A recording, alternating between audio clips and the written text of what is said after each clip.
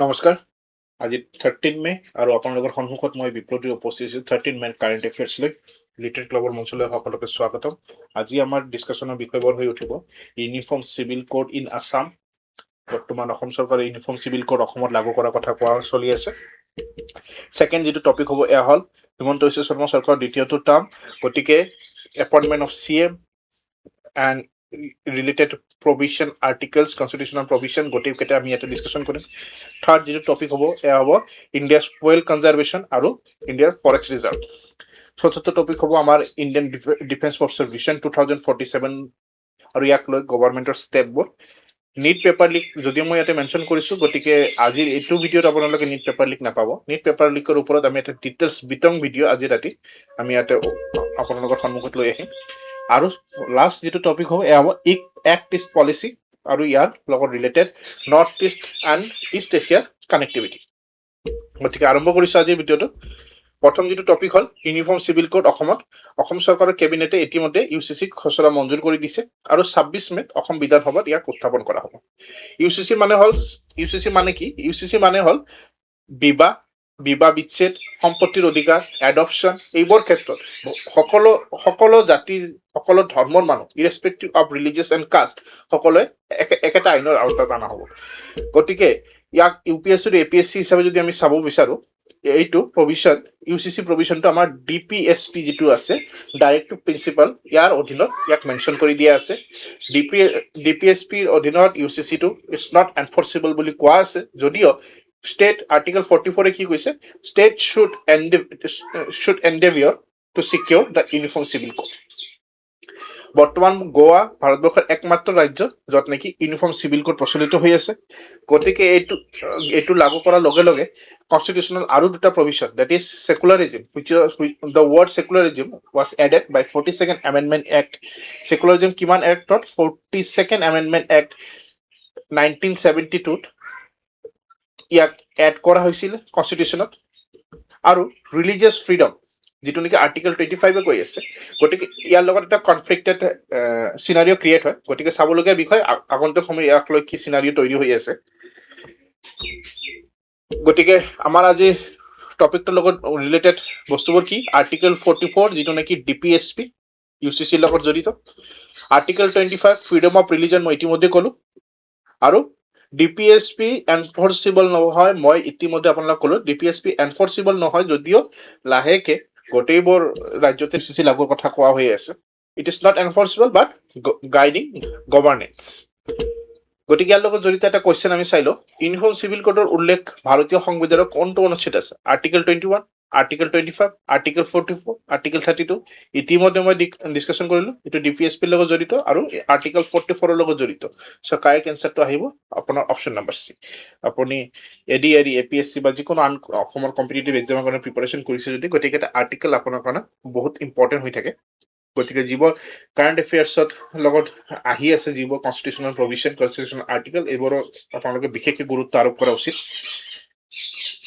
আগবাঢ়ি গ'লো পৰৱৰ্তী টপিকলৈ।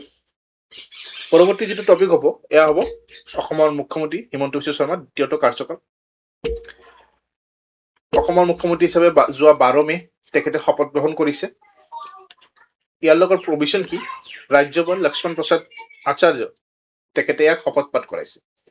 এটা কথা মনত ৰাখিব, CM of a state was always appointed by ৰাজ্যপাল।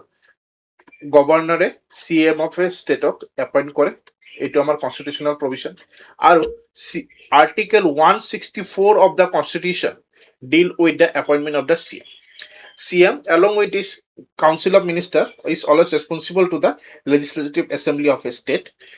গতিকে প্ৰিলিমছ ফেক্ট আমাৰ কি আছে? এইটো আমাৰ not only prelims fact, competitive এক্সামৰ কাৰণে মনত ৰাখিবলগীয়া বিষয়বস্তু।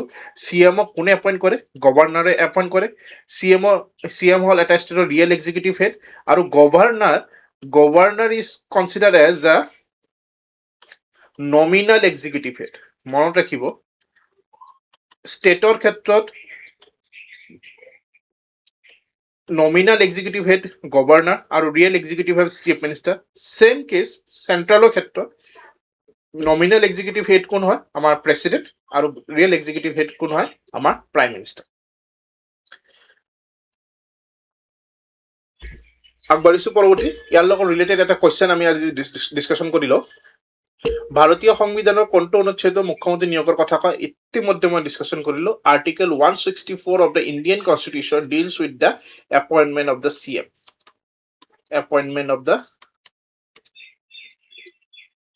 appointment of CM and who appoint the CM মই ইতিমধ্যে কলো গভৰ্ণৰে এপইণ্ট কৰে আৰু CM along with his council of minister is always responsible to the legislative assembly of a state গতিকে এইটো হল আজি আমাৰ সেকেন্ড টপিক আগবাঢ়িছো আমি পৰৱৰ্তী টপিকলৈ fuel conservation and forex crisis এইটোক লৈ যোৱা 12 মে তাৰিখৰ কাৰেণ্ট এফেয়াৰ্ছত এটা ডিছকাশ্যন কৰিবলগীয়া বিষয় আমি কৰিছো আৰু এইটো এটা বৰ ইম্পৰ্টেণ্ট এটা কাৰেণ্ট এফেয়াৰ্ছৰ টপিক হৈ আছে বৰ্তমান প্ৰাইম মিনিষ্টাৰ নৰেন্দ্ৰ মোদীয়ে ভাৰতবৰ্ষৰ মানুহক ফুয়েল কনজাৰভেশ্যন গোল্ড পাৰ্চেছ আৰু পাব্লিক ট্ৰান্সপৰ্ট বেছিকৈ ব্যৱহাৰ কৰিবলৈ অনুৰোধ জনাইছে ফুয়েল কনজাৰভেশ্যন কম কৰিব কৈছে গোল্ড পাৰ্চেছ কমাবলৈ কৈছে আৰু পাব্লিক ট্ৰান্সপৰ্টেশ্যনক বেছিকৈ ব্যৱহাৰ কৰিবলৈ আহ্বান জনাইছে ইয়াৰ কাৰণটো কি আছিলে ইৰাণ বা ৱেষ্ট এছিয়াৰ লগত চলি থকা সংঘাত যাৰ ফলত ক্ৰুড অইল ইম্পৰ্টৰ সমস্যা দেখা দিছে ক্ৰুড অইলৰ দাম $100 পাৰ বেৰেলৰ অধিক হৈ গ'ল যিয়ে নেকি ভাৰতবৰ্ষৰ ফৰেক্স ৰিজাৰ্ভত এটা ক্ৰাইচিছ জন্ম দিছে ভাৰতবৰ্ষৰ বিশ্বৰ অন্যতম ক্ৰুড অইল ইম্পৰ্টাৰ হয় আপোনালোকে সকলোৱে জানে আমাৰ ভাৰতবৰ্ষে আৰম্ভণিৰ পৰা দেখোন আমি ক্ৰুড অইল ইম্পৰ্টৰ ওপৰত ডিপেণ্ডেণ্ট হয় অইল প্ৰাইচৰ বৃদ্ধি হোৱাৰ লগে লগে আমাৰ ভাৰতবৰ্ষত কি দেখা দিয়ে ইনফ্লেশ্যন দেখা দিয়ে কাৰণ অইল প্ৰাইচ যিমান বেছি হ'ব ইমান আমি ইয়াক বেছি মূল্যৰে কিনিব লাগিব বেছি মূল্যৰে কিনা মানে আমাৰ ফৰেষ্ট ৰিজাৰ্ভ খালী হ'ব মানে এইটো এটা চাইকেলৰ দৰে কাম কৰে যিমান আমাৰ ডলাৰ আমি বেছিকৈ খৰচ কৰিম আমাৰ ফৰেক্স ৰিজাৰ্ভৰ ডলাৰৰ সংখ্যা বিদেশী মুদ্ৰাৰ ভাণ্ডাৰ কমি যাব আপোনালোকে জানে ডলাৰটো ষ্টেণ্ডাৰ্ড ইণ্টাৰনেশ্যনেল কাৰেঞ্চি হয় ডলাৰৰ সংখ্যা যদি কমে আমাৰ ডলাৰ আনিব লাগিব যিকোনো পাৰ্চেছ বা যিকোনো ধৰণৰ ইম্পৰ্ট আৰু এক্সপৰ্টৰ লগত জড়িত বিষয়লৈ ডলাৰ আমি যেতিয়া আমি নতুনকৈ পাৰ্চেছ কৰিম আমাৰ ৰুপিৰ ডলাৰৰ ভেলু বাঢ়ি যাব ৰুপিৰ ভেলু কমি যাব ডেট মিনছ হোৱাট ডলাৰৰ তুলনাত ৰুপি আৰু কমজোৰ হ'ব ডলাৰৰ তুলনাত যেতিয়া ৰুপিৰ মূল্য কমি আহিব তেতিয়া আমাৰ ভাৰতবৰ্ষত আকৌ ইনফ্লেশ্যন দেখা দিয়ে গতিকে এটা চাইকেলৰ দৰে কাম কৰি আছে যাৰ ফলত আমাৰ প্ৰাইম মিনিষ্টাৰেও এটা আহ্বান ভাৰতীয় মানুহক ক'লে বৰ্তমান ফুয়েল কনজাৰভেশ্যনটো কমকৈ কৰা আৰু গ'ল্ড পাৰ্চেছটো কমাই দিয়ে এটা বছৰৰ কাৰণে গ'ল্ড পাৰ্চেছ কৰিবলৈ মানা কৰিলে পাব্লিক ট্ৰান্সপৰ্টত বেছিকৈ ব্যৱহাৰ কৰিবলৈ আহ্বান জনাইছে যোৱাকালিও মই বিষয়টো ডিছকাশ্যন কৰিছিলোঁ কাৰেণ্ট একাউণ্টৰ ডেফিচিট হৈছে কাৰেণ্ট একাউণ্টৰ ডেফিচিট কেতিয়া হয় যেতিয়া আমাৰ ইম্পৰ্টটো বেছি হৈ যায় কিহৰ তুলনাত এক্সপৰ্টৰ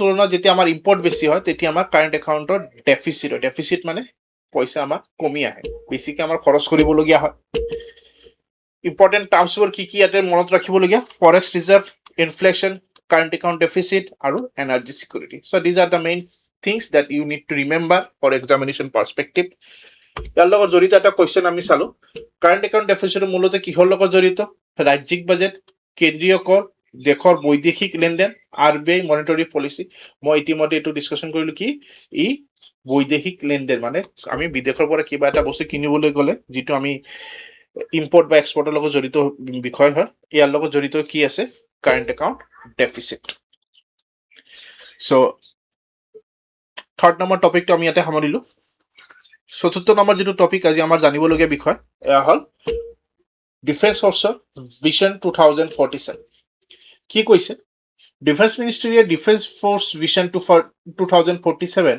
নামৰ ৰোড মেপ উন্মোচন কৰিছে ইয়াৰ মূল লক্ষ্য কি হৈছে 2047 লৈকে যেতিয়া ভাৰতবৰ্ষৰ স্বাধীনতা 100 years কমপ্লিট হ'ব ইণ্ডিপেণ্ডেন্স অফ ইণ্ডিয়াৰ 100 years কমপ্লিটৰ পিছত ভাৰতবৰ্ষৰ সেনা বাহিনী যাতে আধুনিক হয় AI এনাবেল হয় আৰু ইণ্টিগ্ৰেটেড ফ'ৰ্চ হিচাপে গঢ়ি তুলিব পৰা যায় তাৰ কাৰণে এটা মিছন হাতত লৈছে যাৰ নাম কি দিছে ডিফেন্স ফ'ৰ্চ ভিজন 2047 কোনে লৈছে ডিফেন্স মিনিষ্ট্ৰীয়ে এইটো হাতত লৈছে ইয়াৰ কি ফিচাৰ্ছবোৰ কি থাকিব AI এণ্ড ড্ৰোন ৱাৰফেয়াৰত ফ'কাছ কৰা চাইবাৰ চিকিউৰিটি ষ্ট্ৰং কৰা স্পেচ কেপাবিলিটি ডিফেন্স ইণ্ডিজেনাইজেশ্যন মানে ডিফেন্সৰ ক্ষেত্ৰত আমি ভাৰতবৰ্ষত কেনেকৈ আমি সেল্ফ মেনুফেকচাৰ কৰিব পাৰোঁ আমি জানো আপোনালোকে জানে ভাৰতবৰ্ষে ডিফেন্সৰ ক্ষেত্ৰত বেছিভাগ অস্ত্ৰ পাতিকে আদি কৰি ডিফেন্স ইকুইপমেণ্ট আমি এতিয়াও আমি বৈদেশিক কাণ্ট্ৰিৰ পৰা পাৰ্চেছ কৰিবলগীয়া মূলতঃ ৰাছিয়া ফ্ৰান্স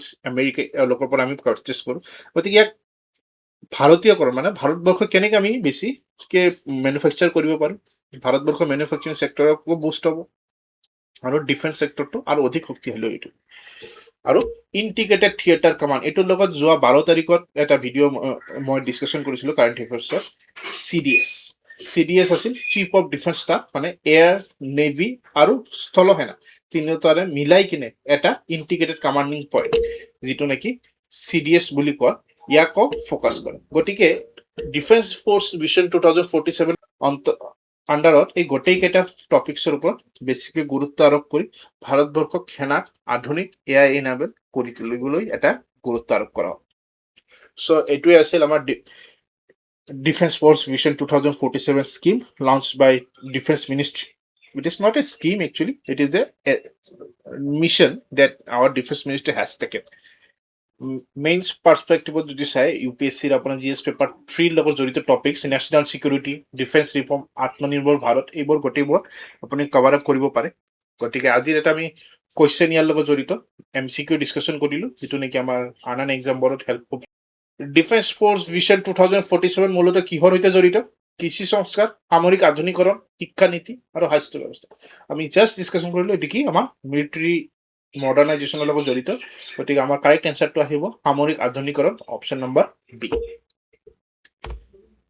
আমাৰ লাষ্ট আজিৰ টপিক যিটো আমাৰ ডিছকাশ্যন কৰিবলগীয়া আছে, এয়া হ'ল এক্ট ইষ্ট পলিচি আৰু নৰ্থ ইষ্টৰ ইম্পৰ্টেঞ্চ। অসম আৰু নৰ্থ ইষ্টৰ অঞ্চলবোৰ পুনৰবাৰ নেশ্যনেল চিকিউৰিটি আৰু কানেক্টিভিটিৰ ক্ষেত্ৰত কেন্দ্ৰবিন্দুত হৈ গৈছে। কি এক্ট ইষ্ট পলিচিৰ মূল লক্ষ্যটো কি আছিল? সাউথ ইষ্ট এছিয়ান যিবোৰ কাণ্ট্ৰি আছে, সাউথ ইষ্ট এছিয়াৰ সৈতে সম্পৰ্ক আৰু অধিক শক্তিশালী কৰি তোলে। আমাৰ নৰ্থ ইষ্টাৰ্ণ ষ্টেটবোৰ কি ম্যানমাৰৰ লগত বৰ্ডাৰ শ্বেয়াৰ কৰে, যিটো নেকি ইণ্ডিয়াৰ কাৰণে গেটৱে হয় to home South east Asia. India, Myanmar and Thailand highway, এইটো এটা কানেক্টিভিটি ৰোড ইনফ্ৰাষ্ট্ৰাকচাৰ বনাবলৈ কাৰণে ভাৰত চৰকাৰে কালাদান প্ৰজেক্ট ষ্টাৰ্ট কৰিছে। গতিকে নৰ্থ ইষ্টাৰ্ণ ষ্টেট যিহেতু ম্যানমাৰৰ লগত বৰ্ডাৰ শ্বেয়াৰ কৰে আৰু ম্যানমাৰটোৱে আমাৰ সাউথ ইষ্ট এছিয়াৰ এটা গেটৱেৰ দৰে কাম কৰি আছে। গতিকে ইণ্ডিয়া, ম্যানমাৰ, থাইলেণ্ড হাইৱে, যিটো নেকি কালাদান প্ৰজেক্টৰ আণ্ডাৰত চলি আছে, ই আমাৰ কাৰণে আকৌ এটা চৰ্চাৰ লাভ হৈছে। গতিকে আমাৰ ইয়াতে মন কৰিবলগীয়া বিষয় কি? এক্ট ইষ্ট পলিচিৰ উদ্দেশ্যটো কি? সাউথ ইষ্ট এছিয়ান কাণ্ট্ৰিবোৰ লগত আমাৰ সম্পৰ্ক আৰু অধিক শক্তিশালী কৰি তোলা। ইয়াৰ মাজত ম্যানমাৰে আমাৰ গেটৱে হিচাপে কাম কৰে, কাৰ লগত? সাউথ ইষ্ট এছিয়ান কাণ্ট্ৰিবোৰৰ লগত। আৰু কি প্ৰজেক্ট চলি আছে? কালাদান প্ৰজেক্ট, বৰ ইম্পৰ্টেণ্ট। এই কেইটামান টপিক্স আমাৰ মন কৰিবলগীয়া বিষয়। ইয়াৰ লগত জড়িত এটা কুৱেশ্যন চাই লওঁ। এক্ট ইষ্ট পলিচিৰ মূল ফ'কাছ অঞ্চল কোনটো? Europe, Africa, south east Asia, middle east. আমি ইতিমধ্যে ডিছকাশ্যন কৰিলোঁ, ইট ইজ ইয়াৰ south east Asia. So' these are the topics for 13 May current affairs. বৰ ইম্পৰ্টেণ্ট টপিক হয়। আপুনি যিকোনো কম্পিটিটিভ এক্সামত অৱতীৰ্ণ নহওক কিয়, আপোনাৰ current affairs plays and very very important role. Current এফেয়াৰ্ছক আপুনি নুই কৰিব নোৱাৰে। গতিকে কাৰেণ্ট এফেয়াৰ্ছৰ ডেইলি আপডেটৰ কাৰণে আপুনি আমাৰ চেনেলটোৰ লগত জড়িত হৈ থাকক, ছাবস্ক্ৰাইব কৰিব, শ্বেয়াৰ কৰিব, আৰু ভিডিঅ'টো ভাল পালে লাইক নিশ্চয়কৈ কৰিব। আৰু ইয়াৰ যদি নোটছ আপোনালোকে বিচাৰে তেনেহ'লে আপোনালোকে আমাৰ টেলিগ্ৰাম গ্ৰুপত জইন কৰক। লিটাৰেট ক্লাব বুলি টেলিগ্ৰামত চাৰ্চ কৰিলে আপোনাৰ টেলিগ্ৰাম পাই যাব, বা ইয়াৰ লিংক আমি ডেছক্ৰিপশ্যন বক্সতো দি দিম। গতিকে আজিৰ ভিডিঅ'টো আমি সামৰিছোঁ ইয়াতে। Thank U.